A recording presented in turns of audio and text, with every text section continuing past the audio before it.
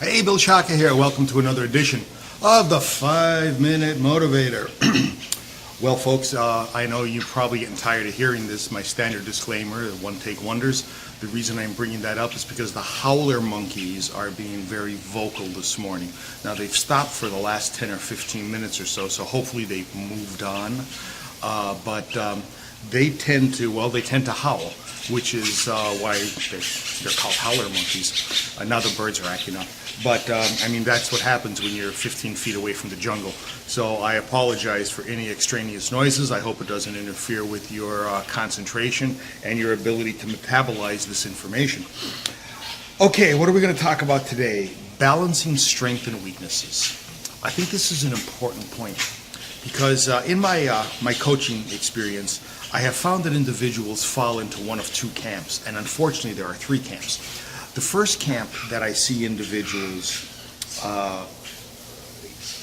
residing in is they are always examining their weaknesses, and they spend their life trying to eradicate weaknesses. They spend their life in the notion of what can I do to become a better person and squelch out as much weakness as possible.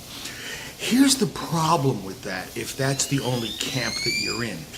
Every day you wake up and you're in this somber, ominous kind of mood because you're scanning yourself as to what weaknesses you're looking at changing.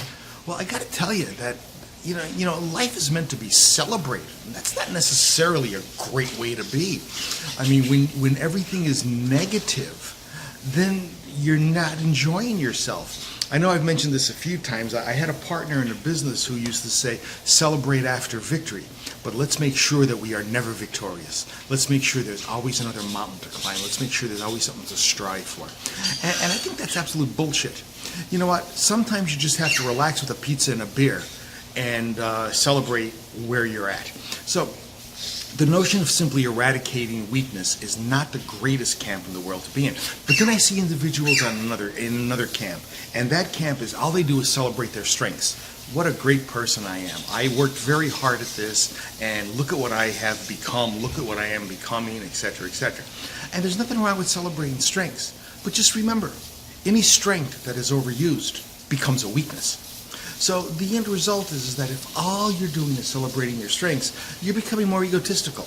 And, you know, humility is very strange. Just when you think you have enough humility, you lose it. So, you know, we've got to be careful of just simply being in that celebrate our strengths camp. I think it's a combination of the two. And that's the third camp. The third camp is the balance between eradicating weakness and celebrating strengths.